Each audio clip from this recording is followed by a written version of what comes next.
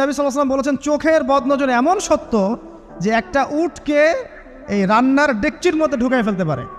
মানে একটা উট খুব সুন্দর ভালো, আপনি দেখছেন মাশাআল্লাহ বলেন নাই, নজর লেগেছে, উটটা মারা গেছে দেন তারপর তাকে জবাই করে খেয়ে ফেলতে হয়েছে। একজন সাহাবী গোসল করছিলেন, গোসল, এটা হাদিস সহিহ, এই আলেম ওলামা যারা আছেন তারা জানেন যে এই হাদিস সহিহ। একজন সাহাবী গোসল করছেন, তার গায়ের চামড়াটা খুব সুন্দর ছিল, একদম স্কিনটা অনেক সুন্দর থাকে না এমন কিছু মানুষ। আচ্ছা, এখন আরেকজন সাহাবী এই গোসল দেখছেন দূর থেকে, দেখে বলছেন যে কি চমৎকার তার শরীরের রংটা, যেন কুমারী নারীর মতো, অনেকটা এমন একটা কথা তিনি বলেছিলেন। সাথে সাথে এই সাহাবী অজ্ঞান হয়ে পড়ে গেছে। কোন সাহাবী? যিনি গোসল করছিলেন। এটার আপনি কোনো ব্যাখ্যা দিতে পারবেন না, তো এখানে কোনো সায়েন্স দিয়ে বা মেডিকেল সায়েন্স দিয়ে আপনি কোনো ব্যাখ্যা করতে পারবেন না। একটা ব্যাখ্যা দিতে পারেন, কিন্তু কেন সেটা হলো সেটা আপনি অ্যান্সার খুঁজে পাবেন না।